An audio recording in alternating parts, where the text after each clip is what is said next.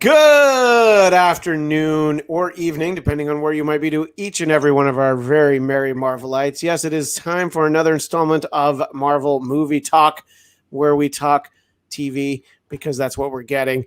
And I'm going to put this bold statement out there. I meant to tweet this earlier. There is no way that Black Widow movie is going to be anywhere near as good as WandaVision. Hello, I'm Christian Bladt, and joined as always by Michael Shirley, who has moved out of Wanda's living room. We're not sure where he is, but we'll see what we can find out. I'm in my office. Oh, okay. And then if you follow clockwise, also just like Vision was on a Commodore 64, Eric Connor. I am here. I'm more of a VIC-20 guy than a Commodore 64, though. That's fair. And of course, fancy. Jeff Williams Jr. Hello, sir. Thank you, everybody, for being here. So much to talk about, obviously, because even before the ending, there's so much packed into this episode. And, you know, we can spend the whole show talking about the ending and what it means. And every single theory we have will very likely be disproven a week from right now. But I just want to go big picture overall, get everybody's thoughts. Let me start with you this week, Jeff. Just overall thoughts on the episode. There's no part of it you can't reference. So if you want to talk about the ending, that's fine. But just overall thoughts on WandaVision episode 5. And I guess I need to say, we're going to just talk about the show. So if you haven't watched it, you should not be watching us because all the spoilers are coming out right now. Yeah, no, it was a great episode, but I'm starting to, last week I was like, okay, this is good, but I need more. This week was the same deal. And I'm like, okay, I might be too used to the Marvel movies because it was starting to ramp up and everything. There started to be more questions answered, started to be a little bit more action. And then it just kind of drops. And Vision's like, or not Vision, Wanda literally says, can I not control you? And then the credits start rolling. So she controls this whole vibe. She controls when the action happens. And it was great to see. Yeah, no. I think that there are a lot of those little touches. You know, I liked when she's like, oh, really? I can control the whole town and what everybody's doing and their dentist appointments. And then we're like, well, yeah, obviously. The fact that you're listing all of these things means that you very much can do all of that. Eric, overall thoughts on episode 5 of WandaVision? Well, to that end, I I hope they do sort of a series of shorts about what people in the town are up to when Wanda's not in the room. I would love to see those dentist appointments and what everyone's doing. And I think it's going to be like, to use that Twilight Zone example, it's basically when the kid's not in the room, the adults are all going through that woman's purse and stealing her cigarettes. I think that will be awesome. That is the show I want to see. I thought the episode was great. I couldn't agree more that Black Widow is it's going to have a very steep hill to climb to even be very as interesting as what they've done. And it really, I think as I'm watching this, I'm like, you know what? This really is as close as we've gotten to comic books.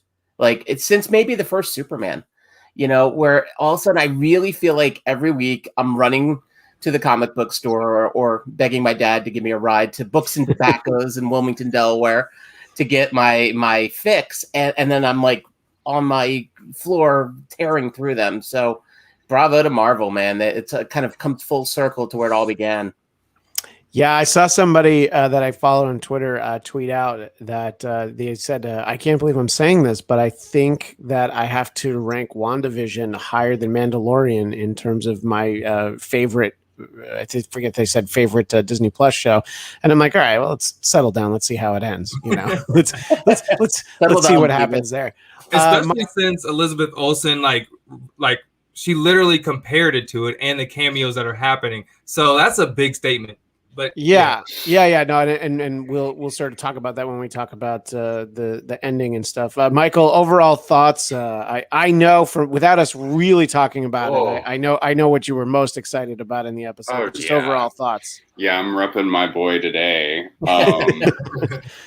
Oh man, yeah, but that looks more like Aaron Taylor Johnson. Oddly enough, I don't think either of them look like him, but whatever. I also agree. To kind of piggyback off of what Eric was saying about, you know, it feeling the most like a comic book, I've been thinking, I really, really hope they work this really cool, like, Westview plot line into like future comics, you know, not see exactly what we saw, but maybe see an expanded version, or like you were saying, behind the scenes kind of stuff to like, I don't know, as an addition to the show and just in the future of Marvel lore. I really think this is a fun thing that they should hold on to. I absolutely loved the episode. It's my favorite episode we've had, for sure. The whole like intro kind of caught me off guard a little bit. Like I literally walked all the way to my mailbox, like a half an acre, and walked all the way back, and the intro is still playing. It's like the longest intro ever. I wasn't really expecting like the step-by-step Full House thing to be their 80s kick, but it was fine. I adore the kids, that they've made them grow up really fast. My favorite thing about them was that they put them in their same color schemes as their superhero alter egos, Speed and Wiccan, the colors that they were wearing, and just kind of like even the styling of the clothing very much was a nod to their future selves. I like that Wanda's in control. I didn't want Mephisto to be this big bad. I thought that was a little too ambitious for the first Marvel show. And I don't think at this point we're going to see anything like that come up. But I'm really glad to see that we're seeing Wanda's dark side. That's a big part of her in the comics. I'm just really, I hope they make her dark. I don't really like her as a good guy. Well, I think it is certainly one path that they can take where, you know, we're just sort of seeing the tip of the iceberg, and it gets so out of hand. That's why she's going to be featured in Doctor Strange and the Multiverse of Madness, because you're going to need the Sorcerer Supreme to try and sort out whatever's wrong with her. Well, the multiverse right there has begun. Yeah, right, exactly. And I think that there were a lot of great things that we got throughout the course of the episode. I liked sort of the ease with which she just walks out of the way that she just walks out of the bubble, and then she's like, yeah,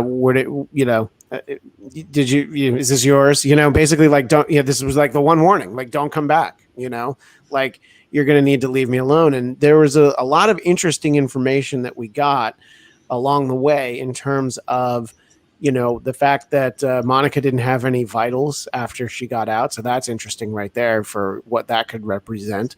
Are we going to, how far are we from that character having the Captain Marvel powers that we know she has in the comics? And that'll be interesting to kind of see. Not far, I bet. You know what I've been saying. I do feel like we're probably going to see that on this show.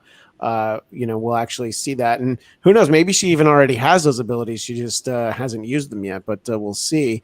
And just the irritation that Wanda had. I think it's interesting because we're seeing her start to lose it.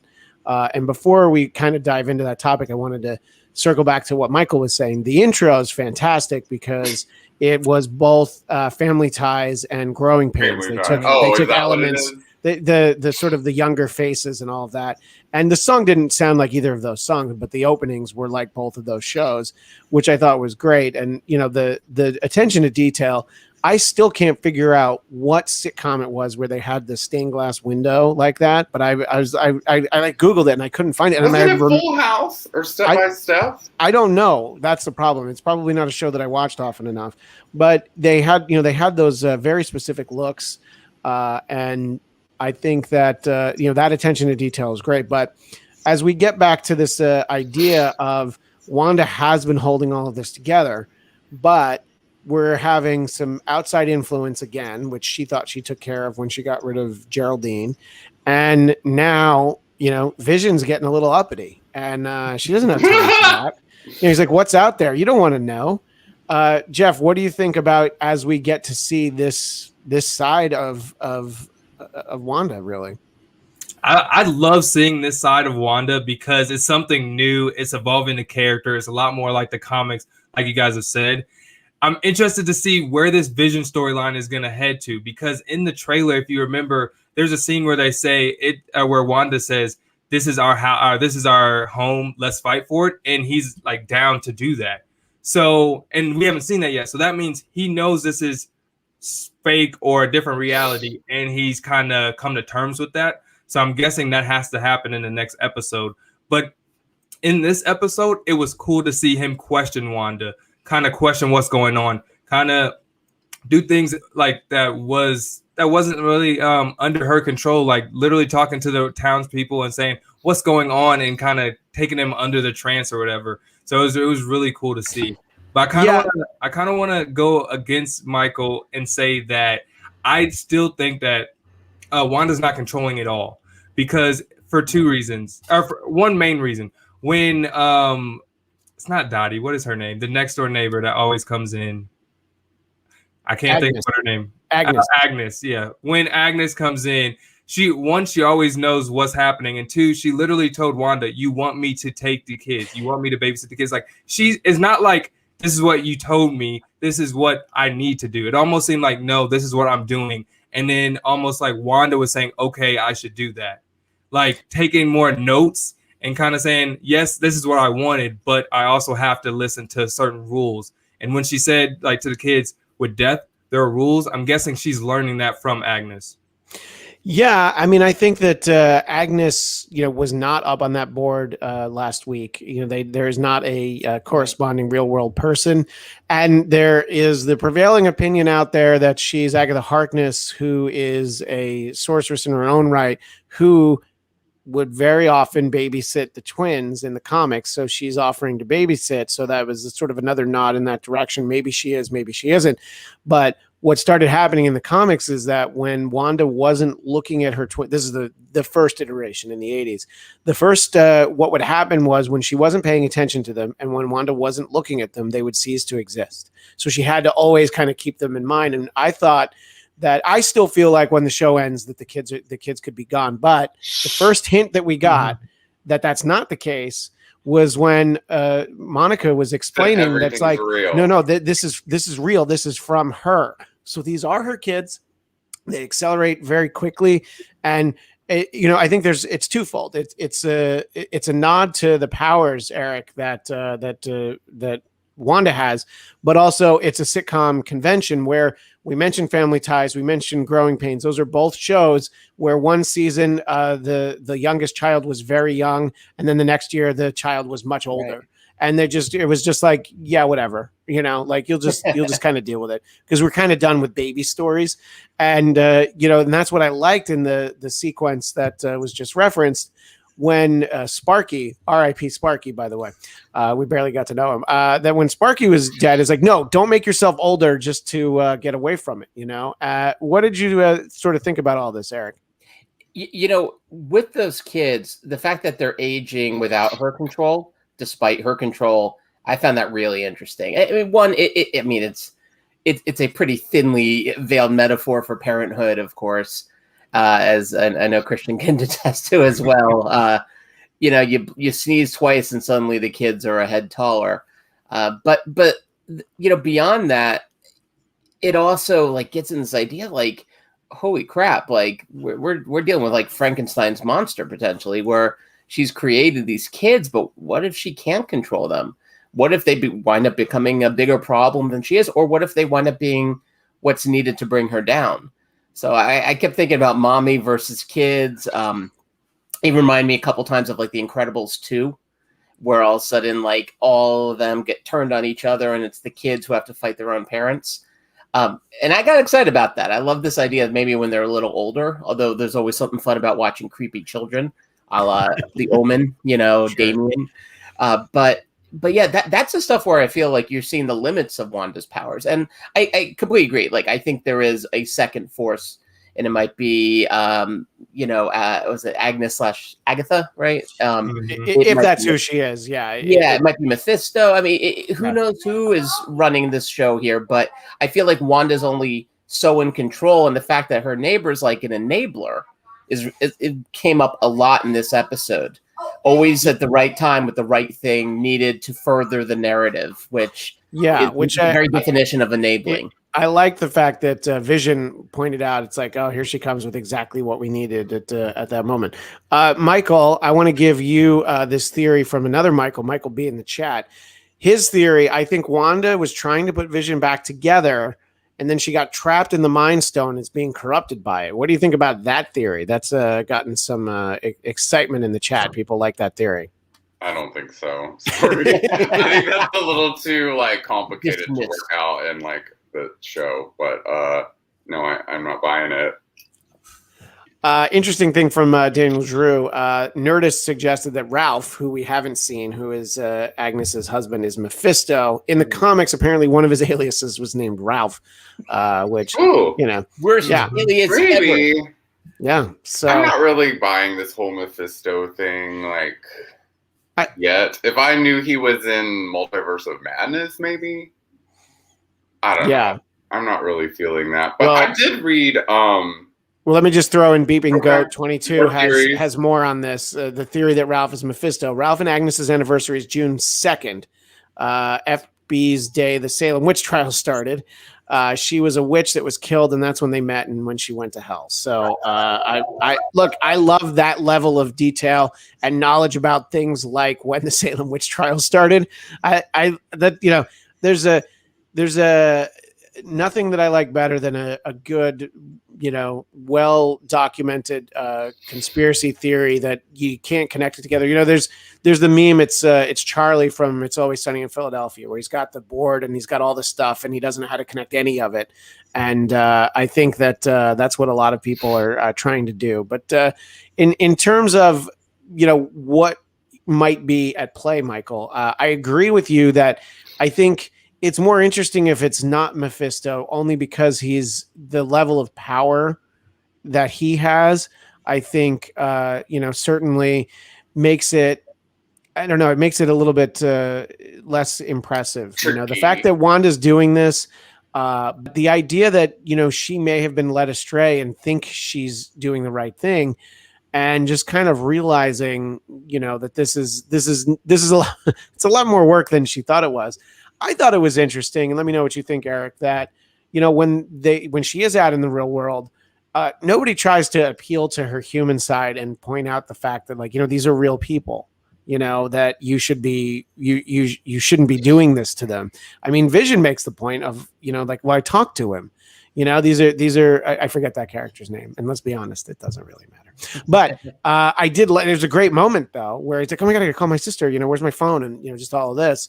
I think that the way that they approached her, which will kind of lead to the next topic, comes from the top down from Sword. But did you think that there might have been some value in trying to just make sure she understands that what she's doing is wrong? She's not just writing some hot Vision Wanda fanfic, she's really dragged everybody into her little simulation, Well, didn't Monica do that though?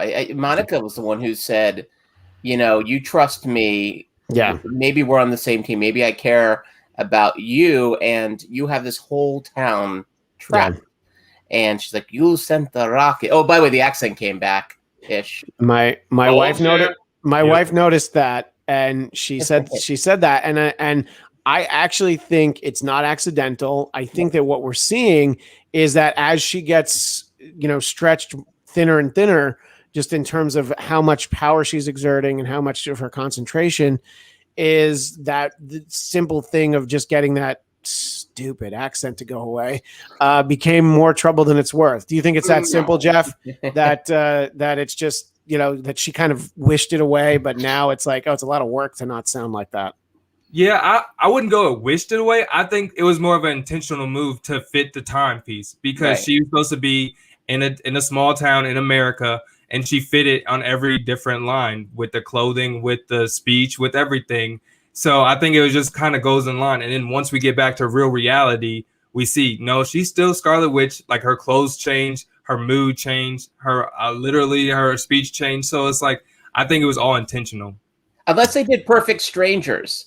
Like, I was thinking there's no Eastern European characters in sitcoms except for Taxi and Perfect Strangers. You had Latka and Balki Latka. Bartakamus. Yeah. Don't be ridiculous, Vision. Yeah. What were you going to say, Michael? I read an interview with Elizabeth Olsen where she said that she is taking on the tone of, the housewife of the era. And that we talked about this a little bit. This Sokovian accent's not gone. It's just when she's playing out these roles, this is how it's supposed to be authentic. This is her new authentic life or whatever.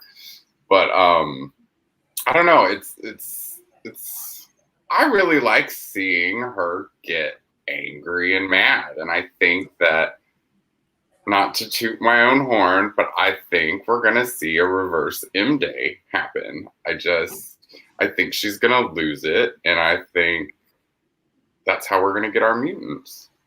Well, yeah, and in terms of bringing mutants to the fold, referencing other comments that Elizabeth Olsen had made in interviews, Daniel Drew also brought this up. I want to know if this was the Luke Skywalker level cameo that she referenced, or if she meant something else entirely.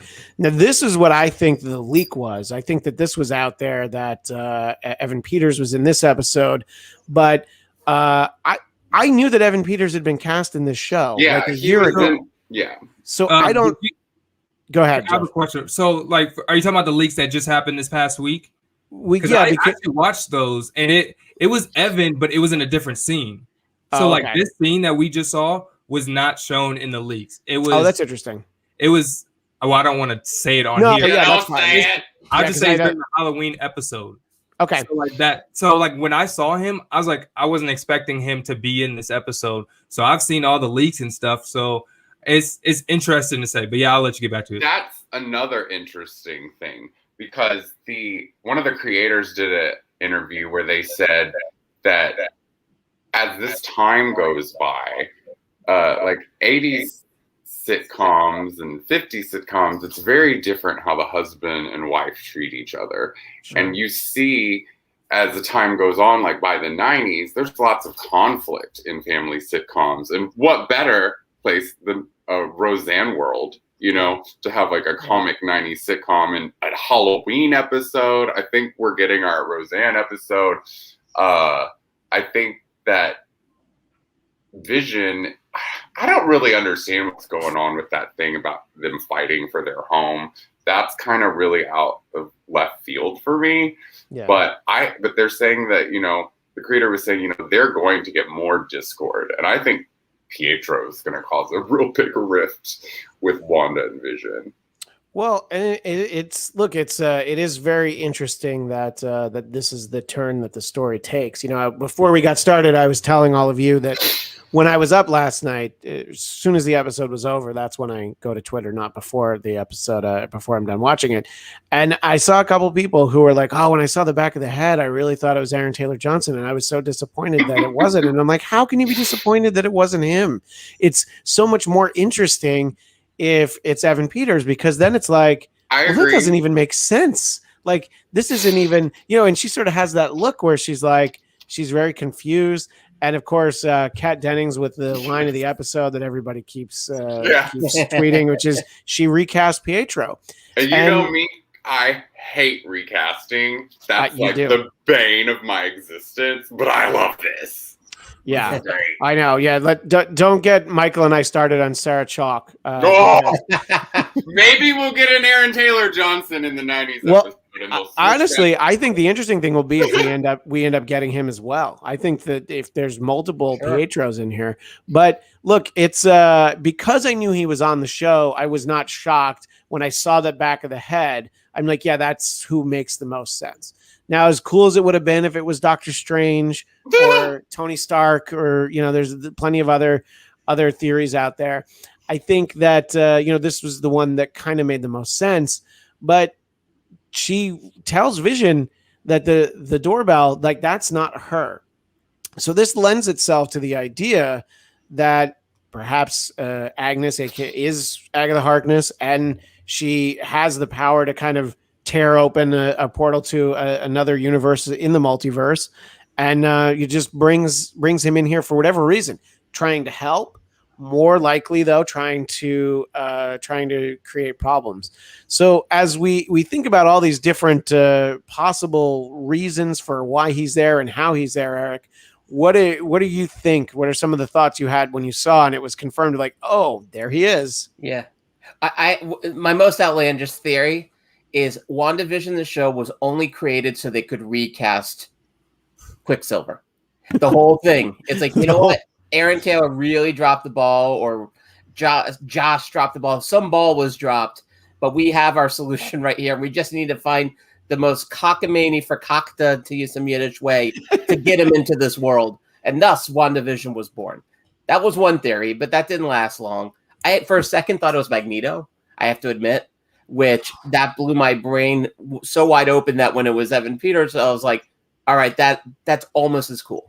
I love it. I mean, we've talked about the dual Quicksilvers before. He was so, I mean, he's like a shot of adrenaline, pardon the pun, to the X-Men franchise. And the idea that he's now hanging out here is beyond exciting. And yeah, I mean, multiverse feels like that's going to be the name of the game for the next few years in this Marvel universe. Like, I mean, all the stories we're hearing about the new Spider-Man, like they brought back Jamie Foxx. Comics, so what'd you say, Michael?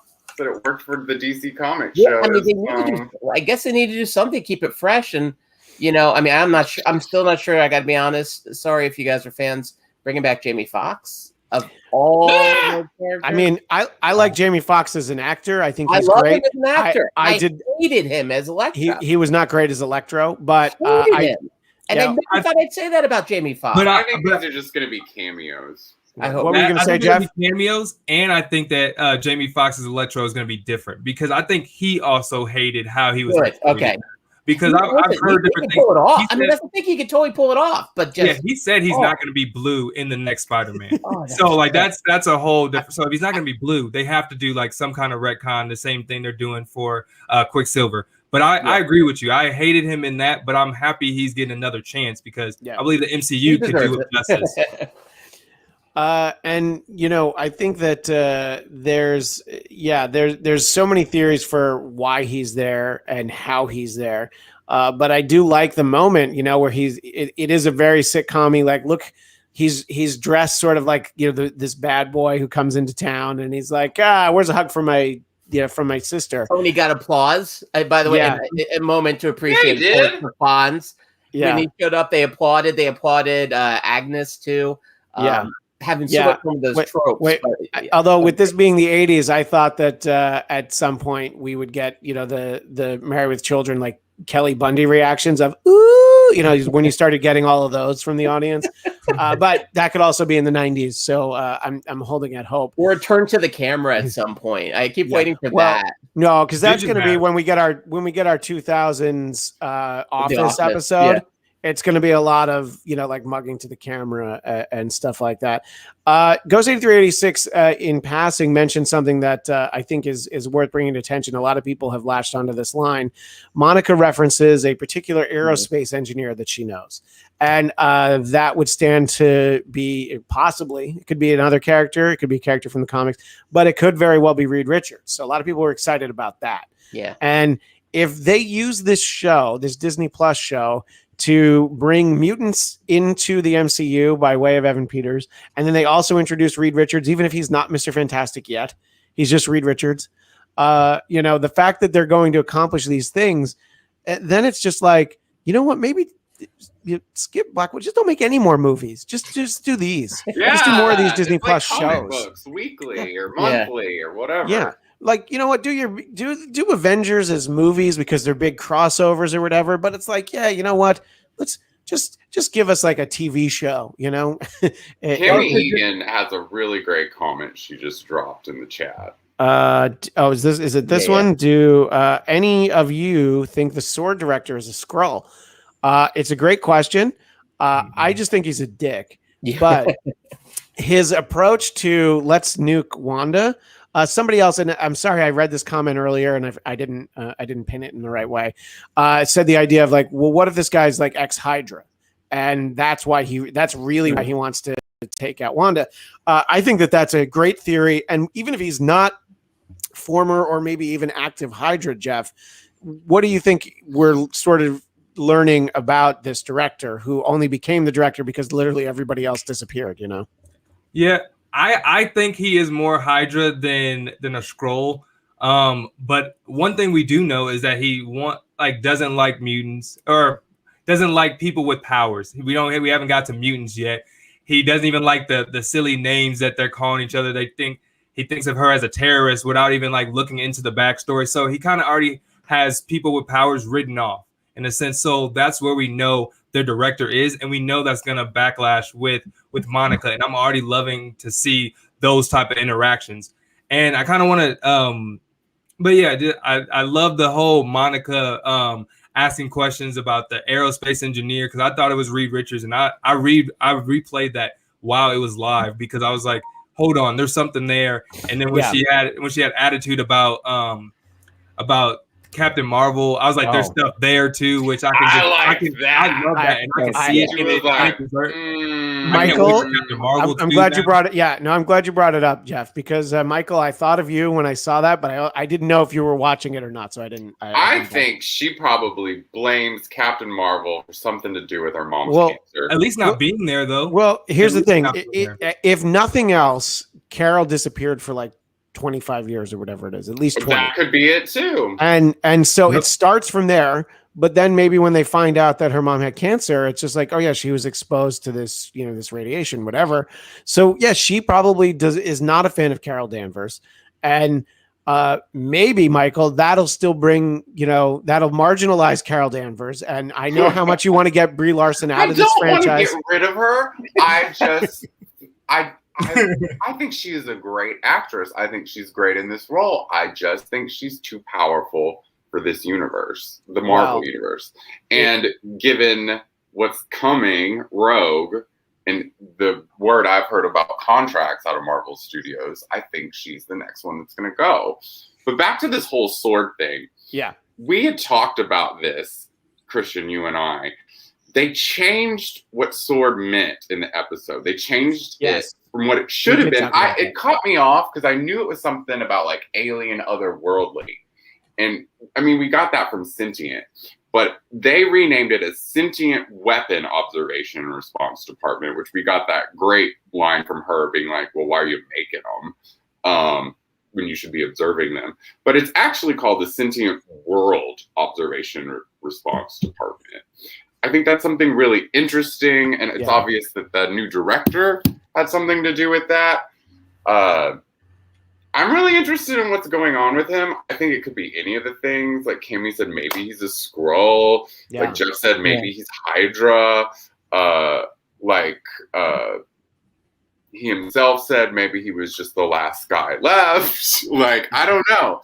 But I do think it's interesting that he refers to her as a terrorist, because I think that in our modern day world, if this was happening, that's what we would be referring to her as.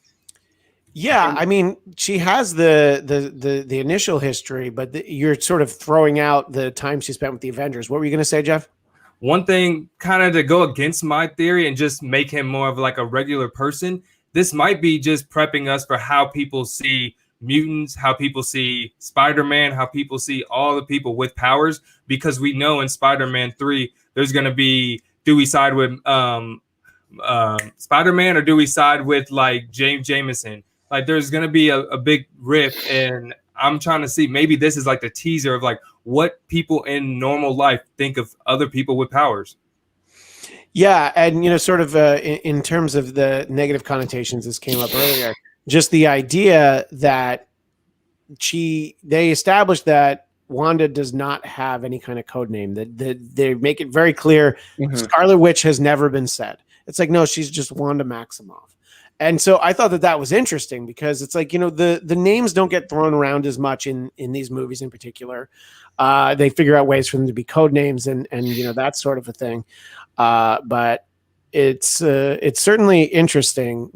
I think that it's worth the kind of considering, I guess. But I don't know. We'll go from there. But Eric, you had a little sidebar question. Why not call in any of the other Avengers?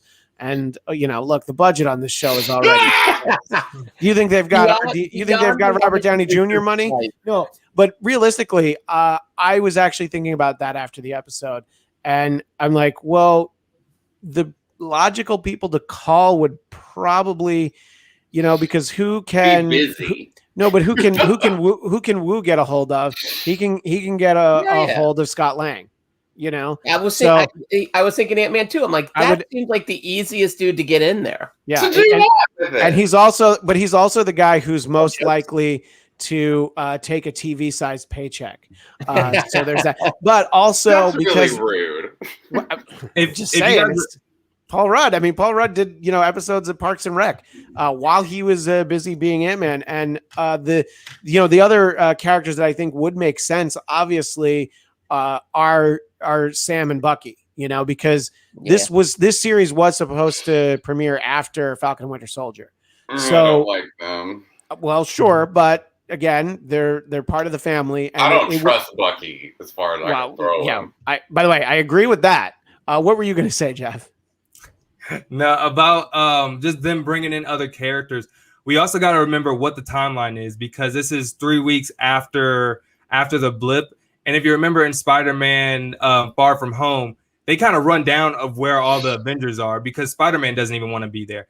He said Doctor Strange is busy, Captain Marvel's off-world, and then they kind of go down the list of like where all these superheroes are. So I'm guessing the only person other than Doctor Strange, because Doctor Strange being busy means Doctor Strange is with Wanda, because they're going to need another magic person to help magic.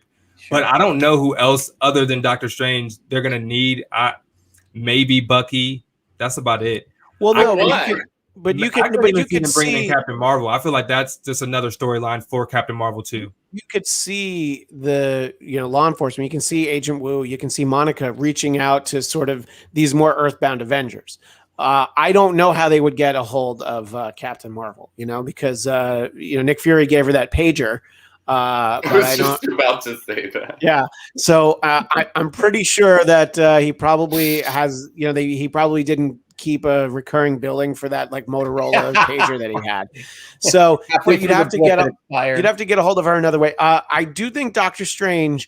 I'm just going to guess. If you went to the Sanctum Sanctorum and you tried to throw a brick through the window, somebody's going to come out. I'm just guessing. You could probably get a hold of Stephen Strange, maybe one of his associates, but you're able to get him.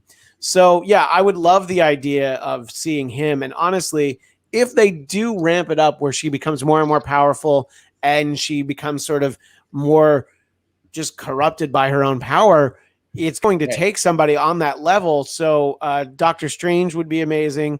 And I do think that, the showdown between Monica and Captain Marvel, as in Carol Danvers, is something that we will see. I don't think that we'll see it on this show, though. I think that that's a couple, like you're saying. I don't know that we'll ever see. I mean, we might see them arguing. That's kind of what I mean. Fighting. Oh no, I want them to fight. Yeah, I definitely want them fighting. I definitely want to fight. Yeah, Christian, you're also bringing her childhood hero. But she's had a lot of years where she doesn't look up to her. I know. People grew up and they love Michael Jackson and R. Kelly. Times change. All right. I'm just saying, times change. Have to have some real powers from being blown out that bubble to take on Miss Marvel or Captain Marvel. Because this is the only show drawing a straive line between Captain Marvel and R. Kelly. By the way, it is a very straight line. It's not that. If you've ever seen Brie Larson's Trapped in the Closet 12 part. What is that movie? No, what is that movie? Room. But yeah, exactly. I have seen it. Sorry, Eric. Before I brought R. Kelly into the mix, which, by the way, here's the thing about Carol Danvers. I believe she can fly. What were you going to say, Eric? I almost feel like we should just turn our microphones off after that line and call it a day. That's true. It's like, we're good. Thanks, everybody. No, one thing you were saying about it, what would it take then to call in some bigger guns? Yeah. Something you said that got me really kind of excited about possibilities is one town isn't enough. Westview today, Eastview tomorrow, Southview the next day. So the idea that Wanda's going to expand like who is under the bubble or under the dome that's an interesting possibility. Well, the idea that she might set her sights on something more exotic like Perth Amboy, I mean, I think that people... She just does the PATH train line or New Jersey Transit. Yeah, right, exactly. Rawway, next, Rawway. Yeah. I don't see the hex getting any bigger. No. Which I appreciated that it was a hexagonal. Yeah. That they used that. I love that how excited Darcy was when... I think she's going to name her. She's going to name... I think she's going to name Wanda. I think Darcy's going to name Witch? Wanda, yeah. I think that's a great theory. I like that. Let me just bring in a couple comments. Daniel Drew says, I think Monica and Kamala, that's Kamala Khan, who, of course, is Ms. Marvel, would have an interesting relationship since Monica loved Carol and Kamala presently loves Carol. I mean, the way that Kamala Khan grows up in the comics, she looks up to Carol Danvers, Captain Marvel. And in fact, when she initially has her powers, she makes herself actually look like her. So if we got that, I think that could be very interesting. And those are characters that we're going to see. We know that we're going to have the Ms. Marvel series. And I'm going to assume we have that, we have that series before we actually get another Captain Marvel movie. Or Black Widow. Yeah. Well, yeah. We may never get any Marvel movies. But Black Widow's going to be at this point. Sorry, you finish your thought, Eric, and then Jeff will... No, I was just say Black Widow's only going to go to VHS at this point, I think. Ooh, nice. Yeah, you know what? But you know what? I think it's actually going to come out just on beta. So you have to really work hard to get it. What were you going to say, Jeff? I have a theory about Black Widow. I think she's actually in this town or will make a cameo in this series because if you remember watching Avengers Endgame, when she's talking to Falcon, I believe, not Falcon. She's talking to it doesn't matter. At the end, she's saying, "Do you think they know?" As in, do you think Vision knows? Do you think Black Widow knows that we won? At the end, right at the end of the movie, and she's like, "Yeah, they both know. They both." And I'm like, "How would she know?" She seems so confident. If she has Vision that's alive and that's really dead, maybe she has Black Widow too. So just a theory. Crazy. I mean. That goes against what was established that, in that, because Hulk Banner looked for her and couldn't bring her back. Mm-hmm. So that's not impossible. And also that doesn't mean that she couldn't generate basically, a facsimile of her that we could see her. And I have to bring this in. Beeb and Goat would totally buy WandaVision on VHS. I do, I think that they did that with the first season of Stranger Things. They actually released it on VHS. So, it's not even for watching it. VCR to play it in because those things go for like $300 like online now. Really? Oh my gosh. It is really hard to get a brand new VHS. Well, brand new. I got it. No, I mean brand new. I've got a couple and plenty of tapes to watch on them. I wanted to bring this in though because Michael says I don't think Monica is mad at Carol. I think that her dialogue says otherwise. I think they settled whatever beef they had after Hulk's snap because she was at Tony's funeral, so she had to stop by to check on Maria and Monica. Michael, Maria's dead 2 years ago. Do anything. So she didn't necessarily have any time to do anything, but Maria's dead. So that damage is done. When Maria died, Monica had snapped away, and Carol, we don't really know that much about the adventures of Carol Danvers between her own movie and Endgame. So I think that there is definitely some animosity in there, and I think it's what we were talking about earlier. The fact that, she just wasn't there to help her.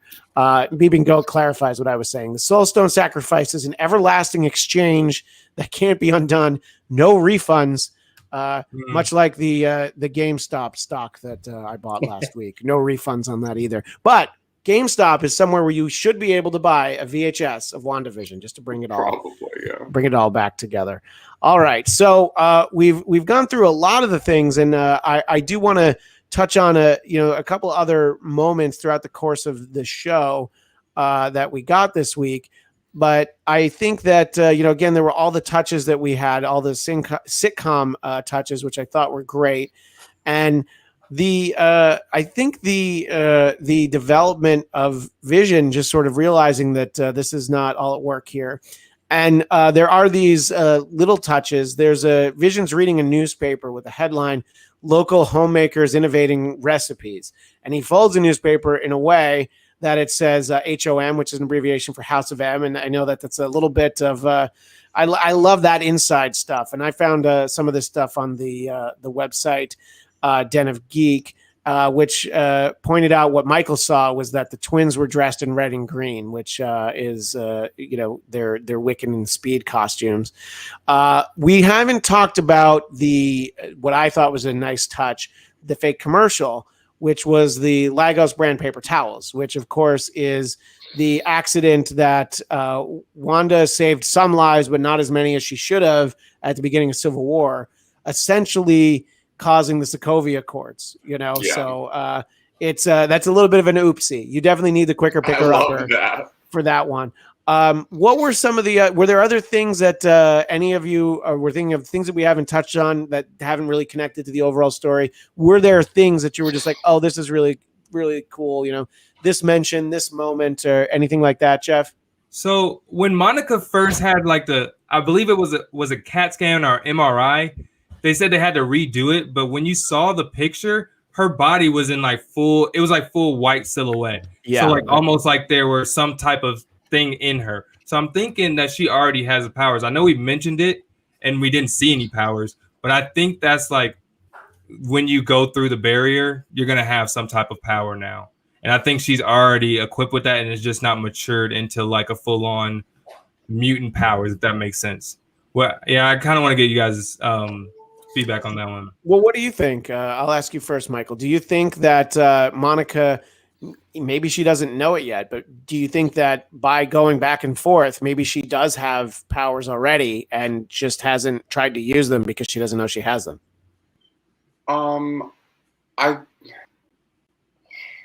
I think she's definitely gotten something, whether it's from something we don't know about or from flying out the bubble. But to me, I kind of look at it as her skin's so strong that X-rays can't penetrate it. Huh. Yeah, I think that there's definitely. What do you think about that, Eric? I love that idea. Actually, I'm not gonna. None of my theories are gonna top that. That's a pretty cool one. No. Yeah, it's not a coincidence, not an accident. They clearly are planning something, be it the skin, some power that's in her right now. They're definitely planting lots of seeds for where her story is going to go. One thing I caught, I thought I saw the Atari, the old Atari logo in the hex. To the point where I was there's somebody in the chat. I think he's still there. Farad Muhammad, if you're still in the chat, there's nobody that is more of a basically the ombudsman of Atari history. Oh, really? Okay. Farad, if you've watched this episode and the Atari logo was in there, you would know. So if he's not there, I'll see if I can get an answer out of him for next week. It's a great touch. I mean, it's the right era, just a little shout out to Atari. The last video game system I felt like I was good at was the Atari 2600, right. except for that ET game, which belonged in a landfill in New Mexico. But you just don't try hard enough. You know what? You're absolutely right. You don't practice with your video games. No, I definitely don't.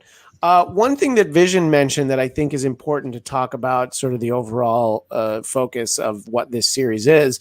He points out that there's no other children. And then there were these references in earlier episodes, for the children. And that is a theory. If this were to involve Mephisto or anyone else, just the idea that somebody really wants there to be offspring of Vision and Wanda.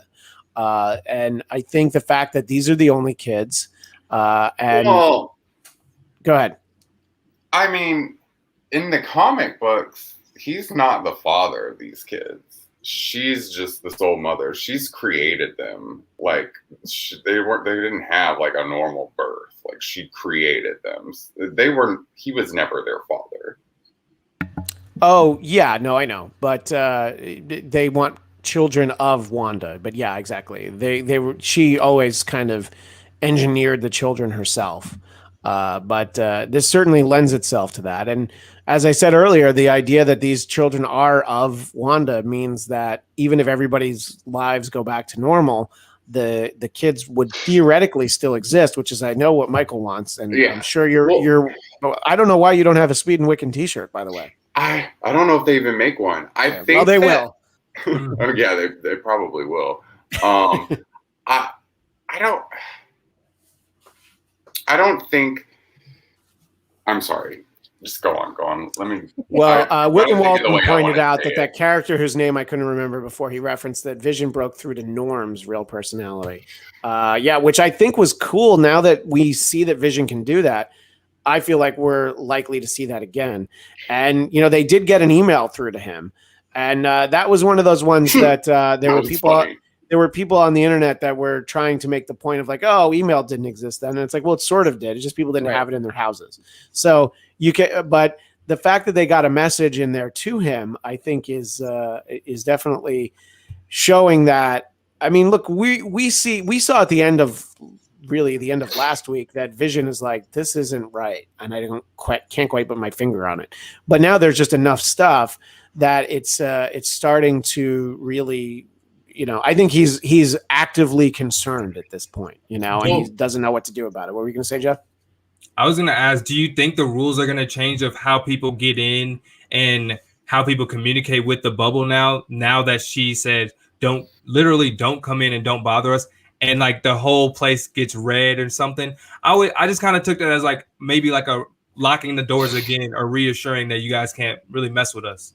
So Yeah, no, I think that she expects them to take that threat seriously. That if they do try to come in again, I mean, who knows what she could do, But what do you think, Eric? You think that Wanda has, I mean, she showed how she could get everyone to, all the other sword agents to point their guns at the director, which someone pointed out is very reminiscent of something that her father did in the first X-Men movie. Magneto had everybody's guns pointed in kind of the same way. So it's a nice touch, especially as we start dancing really within the multiverse, Yeah, I mean that glow at the end. I mean, we hadn't seen anything like that before on that scale. So, that might even, maybe it's as simple as the 90s update.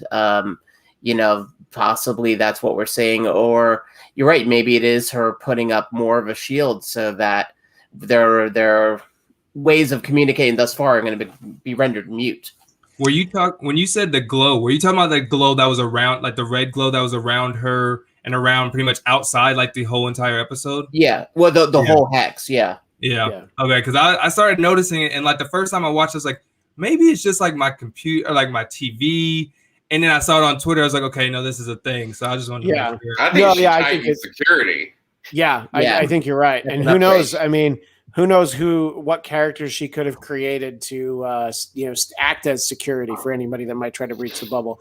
And in terms of the Atari logo, our pal Farad Muhammad has watched the episode but did not see the moment. It was when they went through the hexagon. It was the part right before it glowed red. Yeah, so towards the end. Because by the way, it could be my glasses. It could have been late.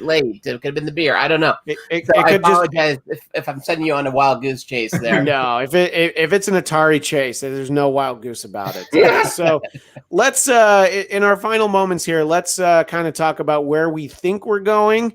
And there's no harm in putting a little wish fulfillment in there, Michael, where you hope it's going. And if that's different from where you think it's, yeah.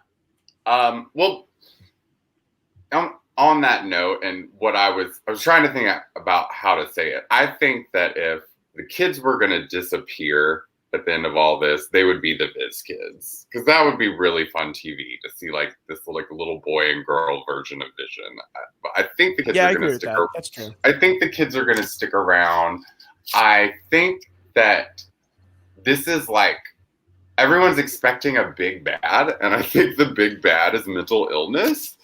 I think that it's just, I've often had such a, Christian can attest, I've had such a problem with these Marvel movies. The stakes are so low. It seems like the stakes are high, but at the end, they're always going to win. They're always going to beat the big bad guy. And this is something different from that, where you're not fighting against like a one-man kind of band. You're fighting against your own teammate. Like, I don't know. I think it's just different, and I hope we don't get big old bad. I hope it's just Wanda losing it. I mean, that makes sense with the comics. It makes sense with giving her character a reason to be interesting. But I don't know. Other than that, I really don't know how this is going to go. Other than I think it's going to translate into the multiverse of madness and mutants. Yeah, and if we can get more scenes with my new favorite trio on television of Agent Woo and Darcy and Monica Rambeau, I'm just like, can we give them a show? Like, how is there not like already in the works, or maybe there is, but basically like an X-Files style show. We've already kind of talked about sort of this idea. Don't put that out there. I don't need no more Agents of S.H.I.E.L.D. or Agents of S.W.O.R.D. I want That's an Agents of S.W.O.R.D. pilot right there. Just stop it.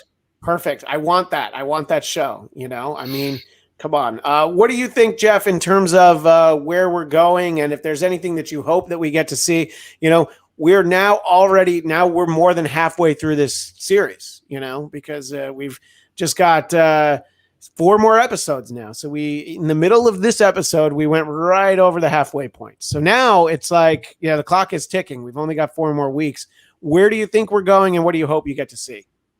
I honestly think the action is going to pick up. I think we're going to get this little Halloween scene for a little bit, but like the majority is the action, and Vision's going to try to break out. But for some reason, I don't see them I see them like fighting together. Once he like figures out that what's going on is not really against him, is more or less she just tried to save his life because you just died, and he finds out all the backstory. He's like, okay, he might be the one to tell Wanda that we can't do this. They're human people. How about we just make me alive or make this real life? And then he bursts the bubble, and that might be the way to the X-Men or something.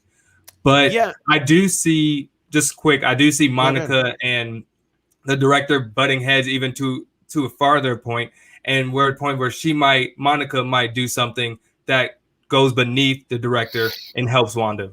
And I think that by the time this series ends, Monica Rambeau, director of S.W.O.R.D., I feel like is something like that. You got an answer from your friend Farad.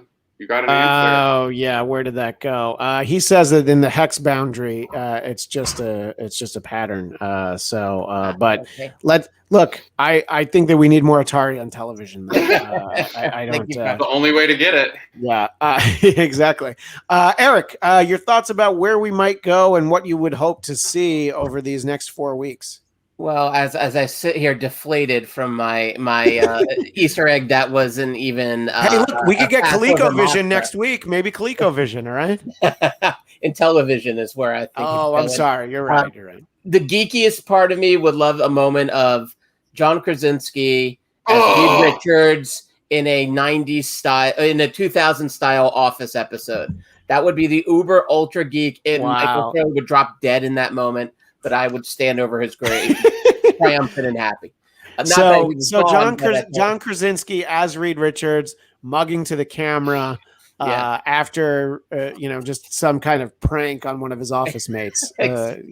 He took Ben Grimm's stapler and put it in a Jello mold. Look. I would unplug my TV at that point because there'd be nothing else to see. TV would have peaked. It would be the ultimate mic drop.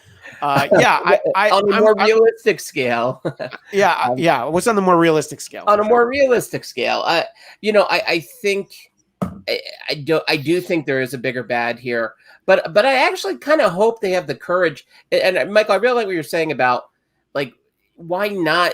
Like, actually, you have a real thing you're dealing with this trauma, mental illness, like real things. And, I feel like the Marvel Comics wouldn't be afraid of kind of swimming in those waters a bit. So, I mean, I think Chris Claremont's like king of soap opera. Yeah. Yeah. I mean, if you just think of what that man did to Madeline Pryor, that poor girl. Yeah. So in the end of it all, I mean, as sad as it would be, and I would love to see those kids. I would like to see Wiccans being Young Avengers, all that. But in the end of it all, the idea she might have to sacrifice them, like to get back to reality. I think there's something potentially really powerful about that. Well, in the comic books, she does send them off, and Right. they don't know or have any memory of her. So, I mean, maybe. I mean, as long as they don't kill them or just make them not exist, that's fine. But some element of sacrifice feels warranted here. As light as this show can be on its feet, I think there is something to be said. Don't you think Vision's the ultimate sacrifice? What'd you say, Matt? For her? I said, well, wouldn't you think that Vision would be the ultimate sacrifice, not some kid she's had from 10 hours? But it feels like it's been 10. I mean, even the birthday cake was 1, 2, 3, 4, 5. Yeah. I mean, she already made that sacrifice. And so that would feel a little bit like maybe warmed over leftovers. Oh, she clearly hadn't dealt with it. No, I agree. But like having to sacrifice him again feels a bit like a repeat. But if it's the kids and the possibilities of this life she created, I think that would cut pretty deep. Yeah, no, I agree. I think that there'll be more loss for Wanda by the end of the series, and I just feel like she's going to be, look, when we heard, I don't know, a year and a half ago that she was going to be in Doctor Strange 2, you're like, oh, that'll be kind of a fun little team up movie. But then you're like, oh no, this is probably going to be like, it's going to take Doctor Strange to really fix whatever she's done or whatever she has going on. So I'm interested in that. Kemi Egan says, I think the final episode is going to give a marvelous teaser to Multiverse of Madness with a nod to Fantastic Four, just like in the movies. Michael B saying, I can see Vision taking back control of the Mind Stone to burst the bubble, which could leave a mentally off Wanda. I could see that, but there is a lot of theory. Let me just get this in here from Sky the Boss. So what if Wanda breaks reality, space, and time, rips open the multiverse, and at the end of the season, there's a post-credit scene of a space shuttle on fire flying through a black hole? That would be our FF nod. I mean, literally anything could be coming out of a tear in a multiverse. You could get Hugh Jackman, but I can't imagine. I can't imagine. He's not done. He comes back and say off. We're gonna see an old man Logan one day. I know it. I mean, they already made that movie. They already made Old Man Logan into a movie. He didn't look that old. Okay, oldest man. I think when he's older, we're gonna see him reprise that role, like maybe in like 20 years. Yeah.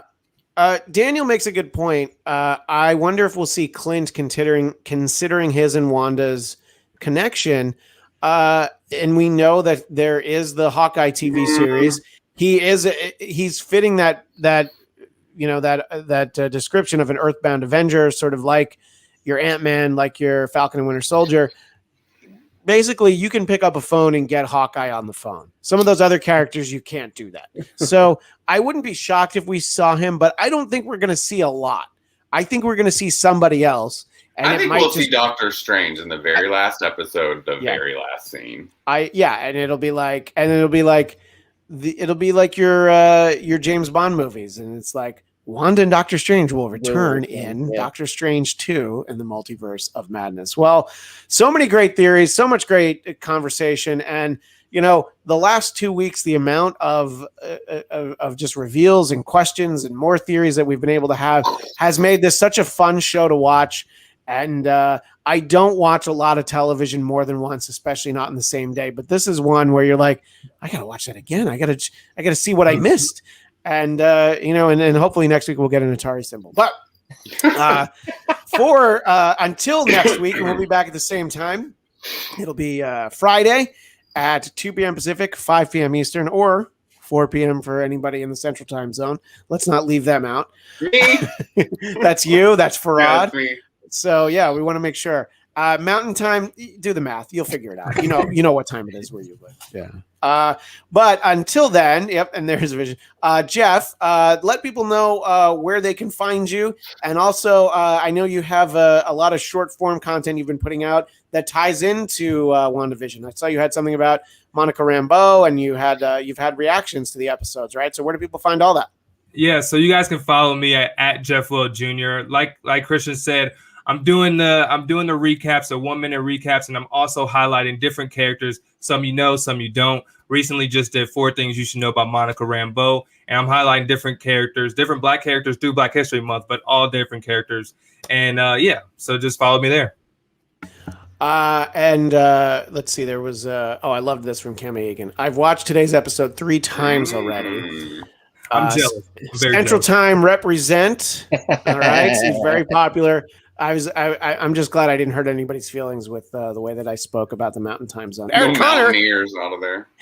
Eric Connor, where can people find you? Well, I am lurking in the shadows, for they belong to me, at Count Eric Connor. And I don't know if you want to check out our a far more serious movie venture. You could check out othervoicesfilm.com, and that's a documentary I'm working on that will be on Amazon pretty soon. But it's a bit more of a serious fare, but doesn't make. What are you trying to say? You're trying to say that WandaVision is not as serious as West Bank and Gaza Strip conflict? It depends on the episode. Yeah, that's fair. You know what? The season isn't over yet, so it's hard to say. Let's assess after episode 9. And Michael, where do people keep in touch with you? Oh, you can keep in touch with me at I Hate Michael Shirley on Instagram and on Twitter at Michael X Shirley. Thank you, Christian. Of course. And you can always find me on Twitter and Instagram at ChristianDMZ. And if you're watching on YouTube, please like and subscribe to the Blackcast YouTube channel. You will find this show. You'll find our political show with the very whimsical name Biden Time. And I did indeed have that interview on Monday, which I posted the video with Joe Biden. No, Joe Biden's people are circling back. They'll get to us one day. We'll see. We'll get to it. I'm just trying to get Hunter Biden. I feel like that's a more fun interview. Oh, anyway. that's easy. Yeah, that's true. Yeah, I mean, he lives in Venice. It's not that hard, actually. But I did speak with Don McLean of the song American Pie, and learned some really interesting things about a guy who, in an era where most people didn't, owns all of his publishing, owns all of his masters. And the thing I was most excited about, in 1986, he copywrote the phrase American Pie. And I will let you find the episode, the interview that I did, to see who thought that maybe they would be able to use the phrase American Pie, and found out the hard way that they had to give him a lot of money because they used the phrase American Pie. And the clue I'll give is you've all probably seen it. So anyway, all that great content and more can be found, including this show, when we come back on next Friday, 2 p.m. Pacific, 5 p.m. Eastern. Until then, as the great Stan Lee would say, Excelsior!